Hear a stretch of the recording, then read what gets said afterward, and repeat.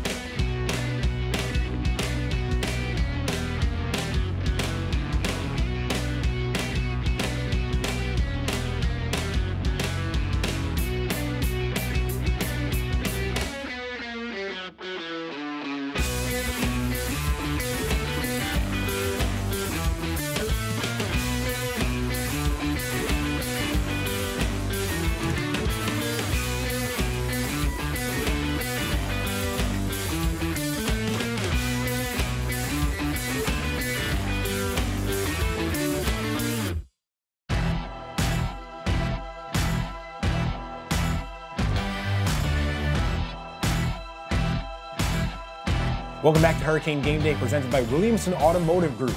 Joined now by sophomore right-hander Evan McKendry of the Hurricanes baseball team. Evan, thanks a lot for taking time to sit down with us today. Thanks for having me. So you've had a fantastic season thus far.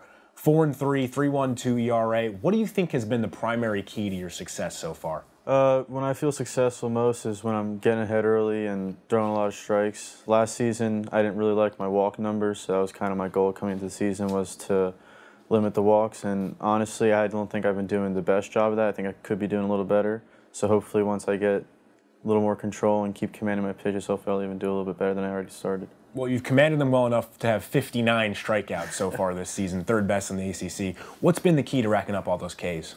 I think it's pretty much been the command of my changeup, which I really developed during the offseason. I started developing it last season with JD throughout the year, but I really focused on it come the fall, and I think getting that pitch down has really helped me. You mentioned JD, that's JD Arteaga, Miami pitching coach, one of the best pitching coaches in the country. What's something that he consistently preaches to you? When he threw, it was always like he wasn't the hardest throwing pitcher, so he always relied on movement and location. And I think that's really helped me develop as a pitcher, is focus on location more than just trying to throw the ball as hard as I can every time.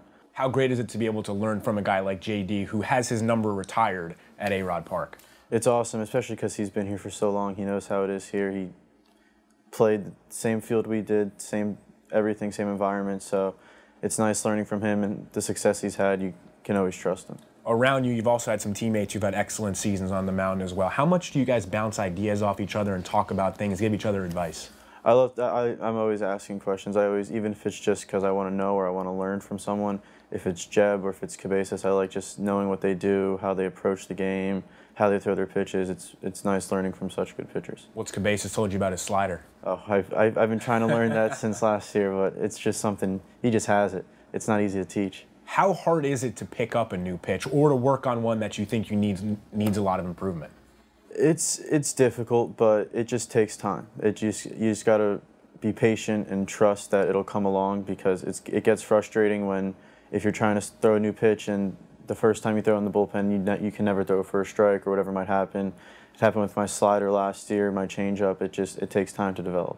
Do you see yourself as continuing to maybe expand your repertoire? Are you at a point now with the way that you've been pitching that you think you're in a good position with what you have in your arsenal? I would like to keep expanding, but JD likes to, he kind of wants me to just stay where I am, but I'm always asking if I can add a curveball or if I can do this, but as time comes, we'll see what happens. Well, what you've done this year has gotten you 3 ACC Pitcher of the Week awards. What does that mean to you to have all 3 of those already? With a lot of baseball still left to be played this year. No, it's an honor to get those, but I like to focus more on, if we win, that's what really matters. So if I'm doing my job and we're winning, then that's what should happen. You mentioned those wins, and a few weeks ago, Miami swept Virginia for the first time since 2008, and that was a loaded Miami team back in 2008. What did you think was the key to that series for the club? That series, we played really well all around. All 3 pitchers threw well. We hit. We played solid defense. We just have to play. We're a young team, so sometimes we'll make either mental errors or physical errors. We just have to play fundamental baseball, and I think that's going to be the key to our success. You guys allowed 3 runs to Virginia in 29 innings in that series. When one pitcher goes out there and dominates, do you feel that kind of ripple effect through to the next starters throughout the weekend rotation? Definitely. I definitely think we all build off each other.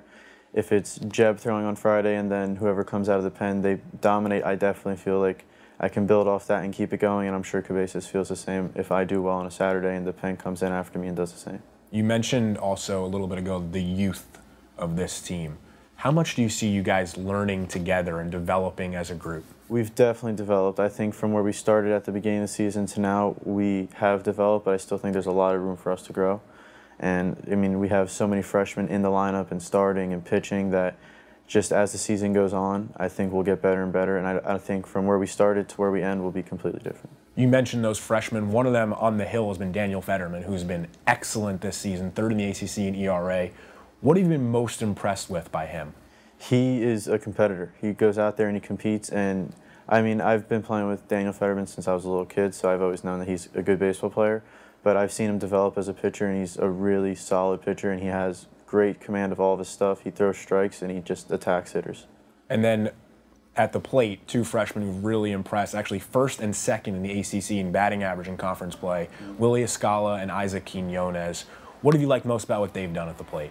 I've been really impressed with what they've done. Honestly, coming into the year, I wouldn't have expected those 2 freshmen to be the ones leading our team in hitting, but I'm happy with how they're doing, and I tell them all the time that they're unreal. They're doing an amazing job, and I hope they can keep going how they are and continue hitting. You mentioned a little bit ago about you grew up playing with Daniel Federman. A lot of guys on this club are from South Florida, whether it's Dade, Broward, Palm Beach, even Monroe County. How cool is it to share your college experience with so many guys who've grown up in the same place as you? It's awesome, and I mean, it's always been like that here. I know a few years ago, Zach and Willie had always played with each other, and I've always played with Greg, Mike, Terrell, Federman. We've all played against each other for years, been on the same summer team, so it's really cool. We all pretty much committed around the same time, knowing that we were going to come to school together, so it's really nice that we're here and it's happening. You mentioned Zach Collins, Willie Abreu, 2 guys who were part of a couple teams went to Omaha, Zach a top 10 MLB draft pick. When guys like that come back, whether it's them or Brian Garcia or whomever it might be who's back around the ballpark, what do you learn from them, and how nice is it to see that family bond that is a part of this Canes baseball program? It's really nice to see them come back. It's always a joy having them here, but whenever they're here, especially Brian, I love talking to him. A great pitcher here. I like to learn from what he's done, his experiences. Talking to Willie and Zach is also great, but Brian was such a great pitcher here. I like to just, whatever he says, I try to soak it in and learn from it. Garcia, of course, the all-time saves leader at Miami, pitched in AAA last year for the Tigers. What's the biggest piece of advice that stood out that Brian has given you? I'd say he honestly helped me with my slider a lot. It was just a few small things with the grip, but he always just told me do what works best for you, and I try to just stick to that. If the slider, if my certain grip is working this day, then throw that. If I have to tweak it a little bit, but just stick what's best for you. Did give you any tips on throwing 100? I wish. I asked, but nothing. When you aren't the power pitcher like that, I know you talked about it a little bit earlier, how do you find other things to make you effective? I think what makes me most effective, considering I can't throw 100, but I like to rely on locating my off-speed pitches. When I can throw them for strikes, I feel like that's when I'm at my best. When I struggle is when I don't have command of those, but even when that happens, I like to still try to use them effectively. If it's swing and miss pitches or just getting them over for strikes, commanding my off-speed is definitely a huge factor. What are your personal goals the rest of the way, whether it's this season or throughout your Miami career, if you've thought about that? I mean, I think we have a great team, and I know our start of the season hasn't been what we hoped, but I think as we keep developing this year and even next year, I think we have a really good team that can make it to Omaha and have a serious impact in Omaha. 6-6 in the ACC right now, and still very much in the midst of that race in the ACC Coastal Division. What's the key to getting back on track coming off a tough series? I think a big sweep this weekend would be awesome for us. I mean, coming off last weekend, we definitely need to bounce back. So coming up with UNC and Clemson these next 2 weeks, I think if we could sweep, that would be a huge, huge accomplishment for us. Is there anything that you kind of see when you sense when the team's playing well or when things are going south a little bit, whether it's in a certain day or a certain weekend, that kind of gives you a vibe for how the game might go? Sometimes. I feel like when we come out with a lot of energy, that's when we're at our best, and Michael Burns always says that. He wants us to come out and play with energy, and sometimes I'll feel like it may be a certain day we don't have enough energy, and that might be some of the days that we don't play our best. But when we come out with a lot of energy and a lot of enthusiasm, and we hit, we pitch, we field, we're always a good team.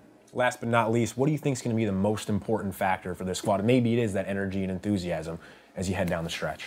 I definitely think it'll be energy and enthusiasm, but also if we can hit well, keep our pitching, throwing how it is, even better, keep improving.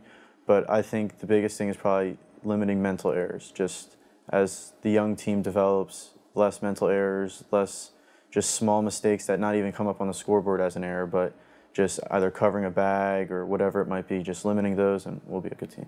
There you have it from sophomore right-hander Evan McKendry. Evan, appreciate you joining us today on Hurricane Game Day, presented by Williamson Automotive Group.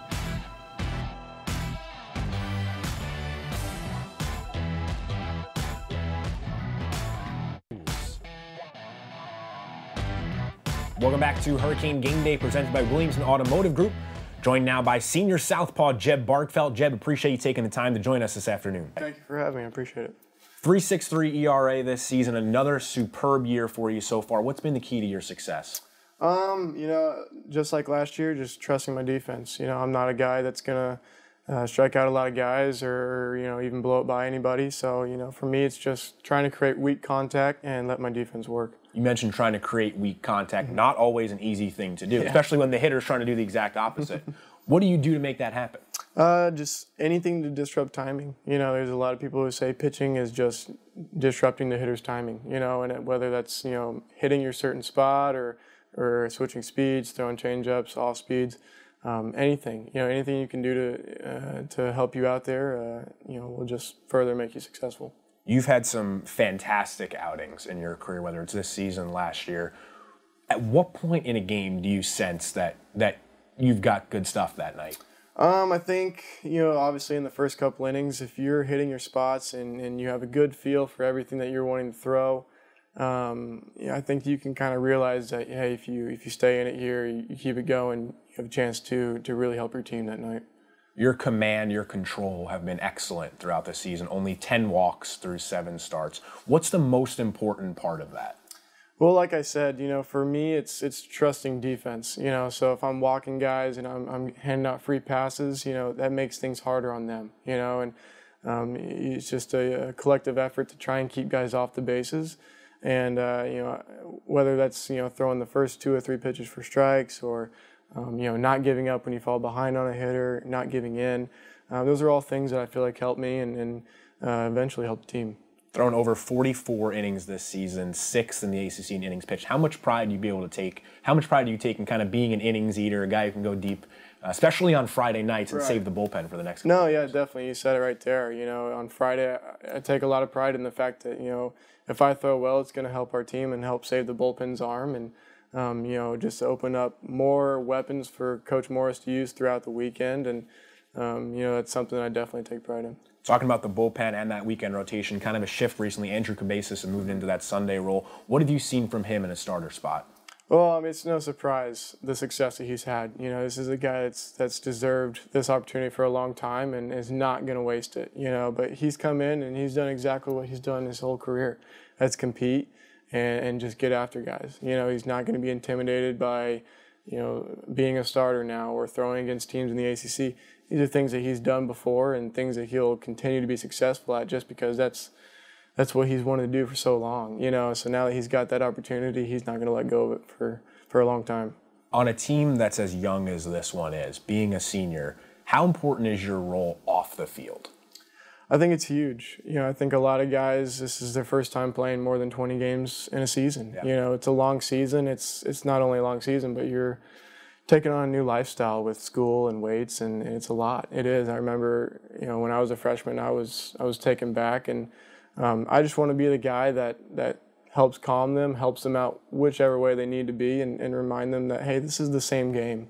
You know, the game doesn't change between the lines.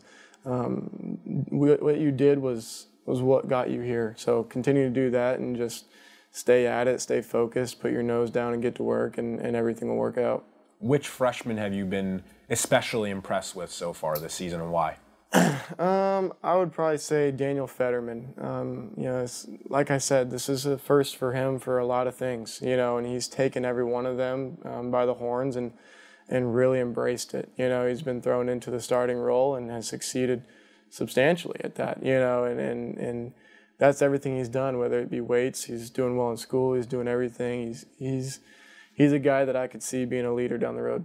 You mentioned back to your freshman year. Mm-hmm. It was a couple schools ago. You came out of Oklahoma, started school in Kansas, then out to Texas, and now to Miami. When you look back at your journey, how do you sum it up? It's one that I never depicted. Yeah, I never would have imagined taking the route that I did. You know, I didn't grow up like most of these guys dreaming of playing at Miami, but I did dream of playing at a school like Miami, and I thank God every day that it is Miami. You know, I'll definitely be a Cane for life, and I bleed orange and green if you cut me open right now. It's something I never would have dreamed of, but it's just a testament to you never know what's in store for you, and I'm just glad that my family and my parents and, you know, my close friends just kept, you know, having me drive for what I wanted, and it paid off. What makes this school and this baseball program so special to you? I think just the close-knit aspect of it. You know, I think the football team really kind of gives that persona, and I think that it's in the community, it's in every other program, it's in the schools. You know, I feel like I know my professors, I feel like I know the alumni that came through here, I feel like I know my academic, you know, advisor and all this stuff.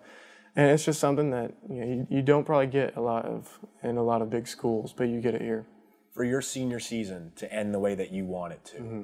What's the most important things this team has to do down the final stretch of the season? I think play complete games. You know, I think the games that we lose, we don't play complete. We either have pitching or we have hitting. We either have the timely hits or we don't have the timely pitches. You know, a couple of weeks ago we swept Virginia. Those were three solid games that we played defense, we hit well, we had timely hitting, we pitched well. I think that's what we need to do. You know, we don't have the Zach Collins or the Willie Abreu to come out and just roll out and say, here you go. You know, we got to play complete games because we have to be a complete team. Lastly, Jeb, what's your message to the team in terms of telling them how to really go about playing that complete game? What can you do to help make that happen?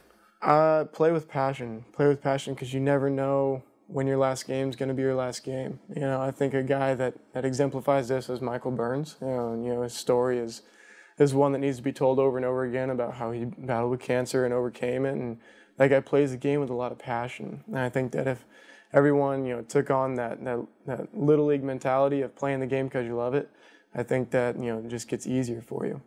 There you have it from senior right-hander and second-team All-ACC pick Jeb Bargfeld on Hurricane Game Day, presented by Williamson Automotive Group.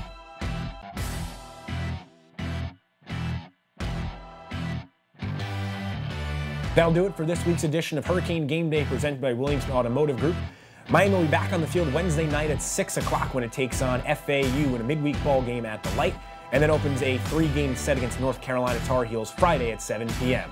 Thanks for joining us. We'll see you next time on Hurricane Game Day, presented by Williamson Automotive Group.